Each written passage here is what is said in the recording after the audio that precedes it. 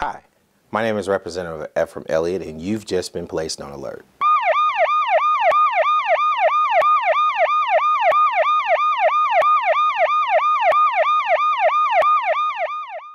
Welcome to the Elliott Alert. I'm your host, F from Elliott. Today my guest is our Land Commissioner, John Thurston. Yes, sir. Thanks for having me. Thanks for being here. I know you're getting over a cold, so I really appreciate you coming, because I know this weather, this hotness and going back and forth into air conditioning, it can most definitely change some things. Yes, so again, I'm so glad that you're here, and I want to ask you a couple questions. Now tell me a little bit about yourself, because I know you're not a seasoned politician. That's right. That's right. Right. I am not a politico. This was actually the first race I'd ever ran for. Wow. And going into it, if I would have known what it took to do a statewide race, I probably wouldn't have done it. So being naive and green and ignorant helped me get in this race, and I'm thankful I did. You know, I give God all the glory for it, because there's no way I could have won. We had probably the smallest statewide budget, campaign budget, out of all the statewide races, and it's just a blessing to be able to serve the state, no doubt. Now, as you said, you're new, and I'm new as well. So tell me kind of some of the things that I guess as a new person, is it kind of what you expected? It is. You know, the partisanship, and I'm not going to go into that because you mentioned we weren't going to, but a lot of people think that us politicians are all about partisanship. We're all about filling our own pockets, and it's all about power. Well, what I've noticed, that my preconception of government, I was wrong. It's not a bunch of folks up there, power hungry, you know, trying to line their pockets. A lot of them are just like you, I'm sure, like myself. Got into it honestly to serve the public. To serve the public. And I just want to encourage the state that there are a lot of good people there at the Capitol. Arkansas politics is not like Washington. Right. In my opinion. Exactly. I watched the session. Was that your first session? Yeah, it was my first session. It was my first session to witness also. And even though there were some disagreements, it was still a pretty good session. And it's just been a good experience. I mean, I really enjoyed it. It's been an honor, no doubt. And I tell you, one of the things that, as you said before, the nonpartisanship, working with everybody, it was the most enjoying thing that I had in reference to it. And you know, whether you're a Democrat, Republican, all of our goals are to make sure that Arkansas is serviced the way it needs to be serviced. So even when we're making different decisions, I don't look at people and say, well, he's a Republican or he's a Democrat, because that makes no difference. What makes the difference is the issues. That's right. I've actually agreed with both sides on some occasions, and then on some occasions I disagree with both sides. And so, but I was in the ministry before I ran for this race. I worked at Agape Church in ministry operations, and I was a CRA in the state prison system. Okay. Now, what's a CRA? It's a certified religious assistant. Okay. It just sounds big. But sounds important though. Yeah. Oh yeah. I had to add that, where it sounded like I really had a whole lot of credentials. But when you serve in ministry, in my opinion, that's exactly what you are. You're a you serve the people. Exactly. And by being in ministry for probably 13 years, I felt like that my heart was right to go into public service. Now, I've always been interested in politics and public service, and never took that jump, that leap into it. And but I guess what really made me want to do it is because I realized that being a public servant is exactly what you are. You serve the people. And if you ever get to a point where you forget the people, then you need to get out of that business. Exactly. That's for sure. And see, a lot of people don't really understand that. They think when you hold the title that it's all powerful, and You know, you become more of a servant once you have that title than you did even before you were running. So you're absolutely right. It's based completely more on community service and what you want to do and how you feel for your community. And you even have a bigger job because yours is statewide. Yes, sir. You have yeah, and actually that was what was most humbling about that race. Right. Mm-hmm. This has probably been the most humbling experience I've ever been through in my life. Mm-hmm. On election night, when I saw that the state of Arkansas elected me, mm-hmm. it was very sobering, right. very surreal, you know, and to think that, you know, the majority of the people probably don't really know you. Right. But yet they marked your name. Right, exactly. And it was just a humbling experience, mm-hmm. and it's been an honor for the past, 5 months or so to serve the state, no doubt. And you say 5 months, but if you count the time when you were running, I tell you, the whole experience is like an emotional roller coaster. It is. Isn't it?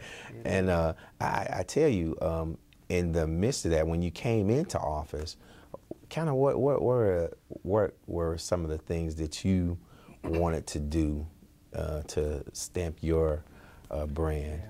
Well, first of all, we're talking about running campaigns. I'd like to encourage anybody mm-hmm. that's interested in running to run. Right. Because that's what we need. We need good people with good hearts to run for public service. Exactly. And mm-hmm. we should never have a ballot where there's one name on a race. And the reason is, mm-hmm. I think the people deserve options. Mm-hmm. And I don't care what race it is, you know. Mm-hmm. And so, but coming into the office, I guess the first problem that I saw as I was campaigning was every time I go up to give somebody a card and ask for their vote, they'd say, well, what does the land commissioner do?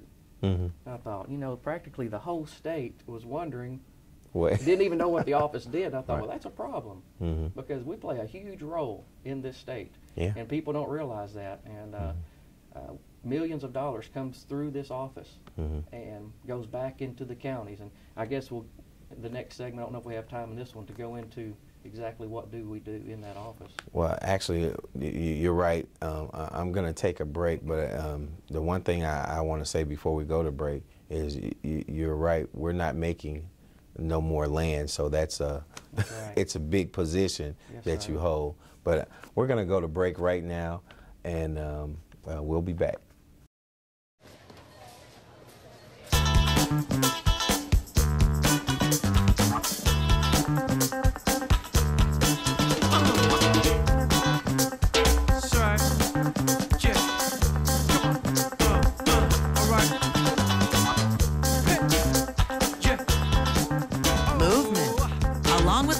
It's one of the many ways to fight osteoarthritis pain.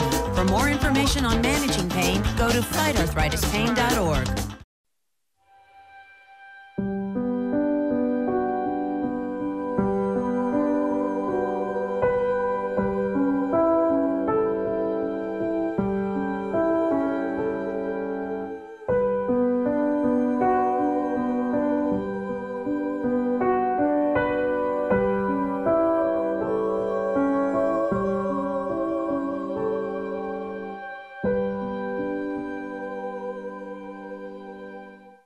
Welcome back to the Elliott Alert. I have today our commissioner, our statewide land commissioner, John Thurston. Again, we were talking about different things last segment, but I want to kind of touch on a couple other things. Where's your, and these acronyms, the COSL office, what is that? That's an acronym for Commissioner of State Lands. Okay. And the office is at the Capitol. Okay. And there's also another office at 4th and Ringo. It's about 3 blocks down from the Capitol. Mm-hmm. We have on staff, we have about 40 staff members right now. Wow. Mm-hmm. And so it's a big operation. There's no space in the Capitol to hold all of those people. Mm-hmm. So we have another location on 4th and Ringo. Okay. Like I say, we can talk a little bit about the budget and what it takes to run that office. Our operating budget is just under $6 million. Wow. And what goes through that office is a lot of tax money. Wow. Now, Yeah, that's important. Now, what the land office does is we're basically tax collectors, and we collect taxes on real estate property tax. Once a piece of property is delinquent at the county level for 2 years, the collector of that county certifies that piece of property and sends it to us. And we then begin notifications. Of course, the collectors are sending notifications also. And we begin sending notifications, certified letters to all the interested parties. And after almost 2 years, if we don't collect the taxes on that, it then goes to a public auction, public land sale. And we just had the land sale here in this county, Jefferson County. I guess it was about a month and a half ago, and there was about 450 parcels that were sold or available. Wow! Now we didn't sell them all, but, and that's something else. If people are interested in purchasing property through the land office, they can either come to one of these public auctions, or they can go to the website and click on whichever county they'd like to click on, and it'll pull up the list. And properties that don't sell at a land sale gets put on what we call a negotiated sales list. That sounds fun. Yeah. Negotiated sales list. Well, and after the sale, after 90 days after the sale, it's put on that negotiated sales list. Now, for 1 year, it's still the minimum bid plus taxes and penalties that are due. Now, the minimum bid at one of these sales, let's say the taxes owed are $500. Say that includes penalties and tax interest. Well, the minimum bid is the assessed value, which the assessor sets that. We don't set the minimum bid. And so the bidding will start at that minimum bid that the assessor of that county puts on that. So it can't be any lower than that. So if it's like, if it was $500 starting off, if I just had $200 cash, I couldn't just come in with $200. That's right. That's right. Now, after that's been on our negotiated sales list for a year, then that minimum bid will come down. You know, we'll take less. Sometimes just the taxes and penalties owed. Now, if it's been on there, I believe it's 3 years. After 3 years, then we begin taking a reasonable offer. Because our goal is to get that back in tax generating status, back into the counties. So now, what do you call a reasonable offer? It just depends on how long we've had it. And what the taxes are owed on it. I mean, sometimes you can get some great deals on that negotiated sales list. And so I encourage the people to definitely go check out the website, because we don't want these properties in our books. They're not helping the counties at all. And the majority of that tax dollar goes to public schools, and people may not realize that as well. Yeah, and we desperately need them in the public schools. So if you can purchase them, most definitely go do it. We need them back on the county books. That's for sure. But that is the gist. I mean, the bulk of what we do. We are tax collectors, and we try to get these properties back into tax generating status at the county level. Now, with all the employees that you guys have, are you looking at opening any other offices? Maybe like an office in like a Jefferson satellite County? office? Satellite office in Jefferson County or something like that? No, sir. No, sir. No. Now we 40 staffers. It sounds like a lot, which it was to me when I walked in. I thought, I'm all for small government, you know, and I walk in, I'm thinking, okay, do we really need all these people? And let me tell you, we do. That office was doing well when I walked in. I have to say that. And my concern is in the future that I hope we don't need more staff. And the reason I say that, this year we auctioned off property from 2006. It's been delinquent from 2006. Next year will be 2007, which our books already show that we are doubled the amount of parcels to be auctioned off for next year. Now, why do you think that is? Well, I mean, it's the obvious. It has to be the recession. Recession. And that will be just for 2007. Not counting when we really went into the recession.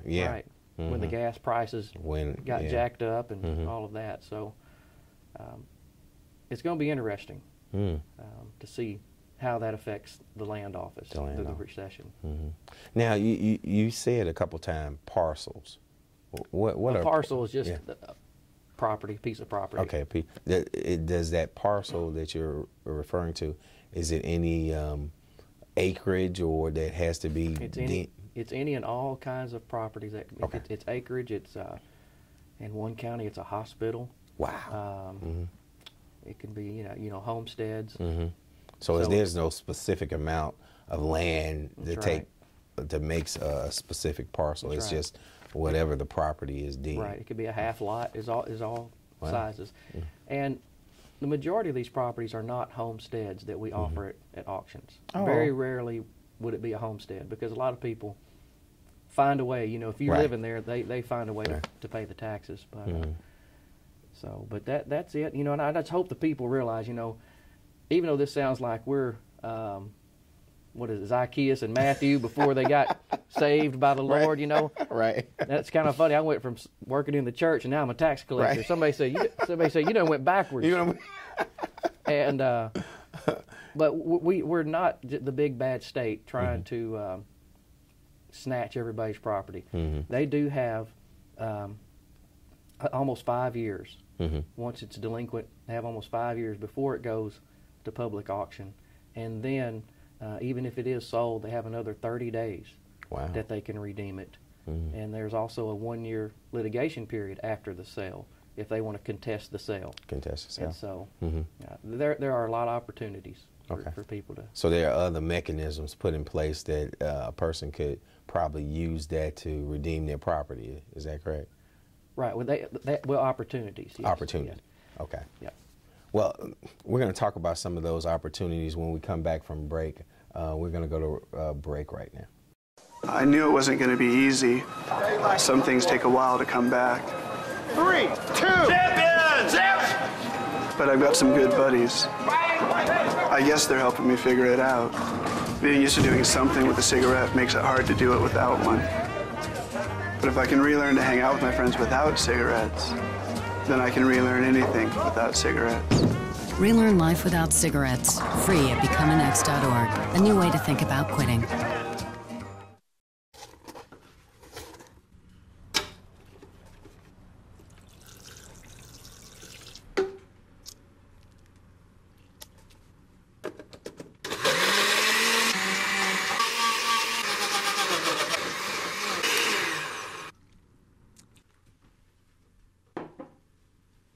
The smallest moments can have the biggest impact on a child's life. Take time to be a dad today. Welcome back to the Elliott Alert. My guest today again is our Commissioner of Lands, Mr. John Thurston. Commissioner Thurston, we were talking about the money that comes through the Land Commission. Can you kind of tell me a little bit more? Because you said it was tax money. Is there any other monies that come through? Yes, sir. Obviously, we're after the taxes first and foremost, and there are also penalties and interest that's attached to the taxes that are owed. Okay. Which is the penalties and the interest are both, they're the same. It's 10% of the taxes owed. Okay. Now, the penalty, 10% of the taxes owed, is a one-time penalty, which goes to the land office. We keep that we actually pay for half of our operating budget. When we come to the General Assembly, we ask for X amount. Well, some of that is part we have in the office. So y'all are so we generate a little money. Yeah. So y'all almost self-sufficient, half. Right, in some ways, yeah. In some ways. Bit. More than some of the other offices. Yeah. But, and the interest goes back to the county. Last year, 2010, it was $18 million came through the land office and went back into the counties.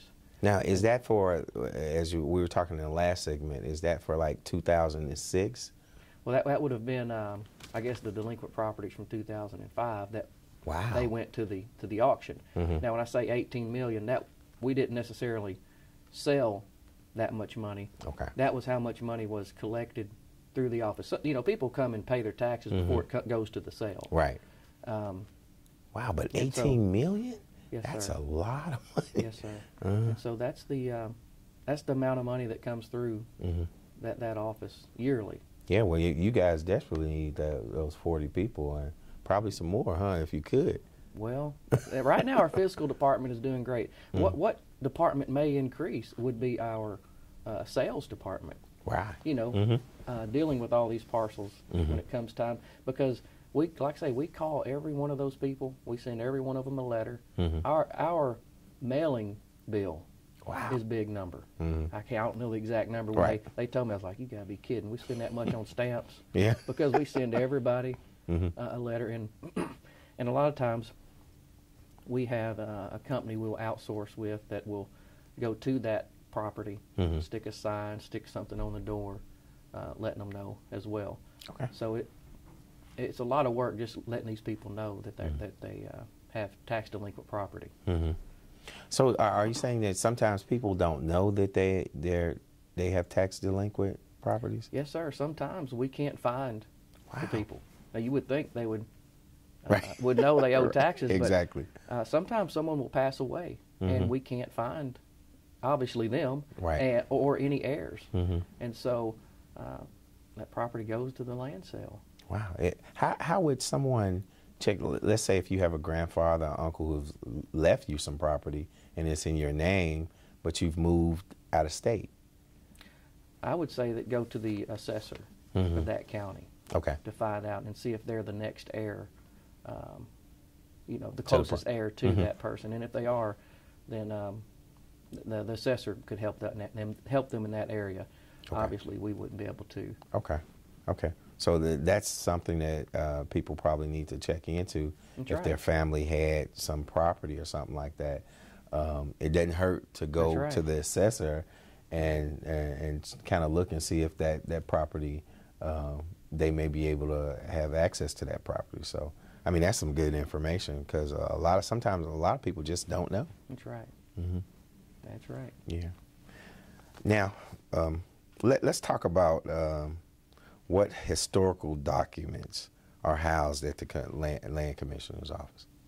Well, we have the original plat maps and field notes that date back to the Louisiana Purchase. Wow. When the Louisiana Purchase, after that deal was done, they began surveying the state of Arkansas. And it's called the Louisiana Purchase State Park, and it's where Lee, Monroe, and Phillips County meet. It's in the corner there. Wow. And that's where they began surveying Arkansas. And back then, these guys, all they had was a compass. Right. They had this chain, and I don't know exactly how long the chain was, and they would mark out, you know, the region. And they did a survey in 2006 and compared it with the original surveys from these gentlemen in the early 1800s. And both of those surveys were only off 2 inches compared to each other. Wow. And so these guys that did this back then, they were professionals. They were actually hired by the federal government. And the land office back in that day, people may not realize this, it became an elected office in 1874. Okay. Now, it became an office in 1868, but didn't become an elected office until 1874. 74, okay. And then in 1946, it became one of our constitutional offices. Right. Well, back then, the land office basically was to draw out the lines to try to get folks to move to Arkansas. We were trying to get settlers to come. Right. And they were also trying to figure out what to do with the Indians. Right. Now that's sad. That's a whole sad story of its own. But the reality of that was part of the land office's responsibility back then. But that's just a little history about the land office. But these documents, these original field notes, we have them at the office. Wow. And can students or other groups come in and maybe take a look at them? Well, not yet. Not yet. Okay. That's what we're excited about. Now they can go online, and we're going to have to share the website with them here in a moment. Okay. But they can go online and see these original field notes and plat maps online. But right now we're about to do some construction there in the main office when you walk into the Capitol. And we're getting custom shelving for these plat maps and field notes. In the vault, we're going to have custom shelving. There'll be a dehumidifier put into the vault to help preserve these documents, because these documents are stacked up down at our Ringo office. Wow. Absolutely priceless. Yes. We couldn't even get insurance on them. That's how priceless they are. I agree. And I agree. so That's some history. I just believe it's our responsibility to safeguard them. And we will have them in some little display cases so the public can see them for the first time in I guess, of my knowledge, history. Right. People hadn't been able to see these. That's some awesome history, especially for our kids. Oh, yeah. They're neat. They're really neat. Well, I tell you what, Commissioner, can you give your website address and your phone number for someone who's actually trying to get in contact with, to get some of that information? You bet. You can go to cosl.org, and that's our website.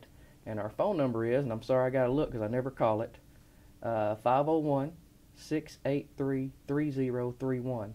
And you can call the office if you have any questions at any time about anything, whether it's tax delinquent property or owing taxes or these historical documents. Just feel free to call anytime. We'll help them out, answer any questions. That sounds good. And I just want to thank you again, Mr. Commissioner, for coming on and visiting with our people and letting us know some of the things that the Land Commission does. And I want to let you personally know that you've just been placed on alert. All right. That'll work. I appreciate it. All right. And thank you for doing this, because this is part of the goal of my administration. I want the people to know about this office, and people like yourself bringing folks on to talk about it helps educate the people. I'm sure there's a lot of folks that didn't know what we did until after today, so I appreciate it. Okay, well, thank you again. Thank you.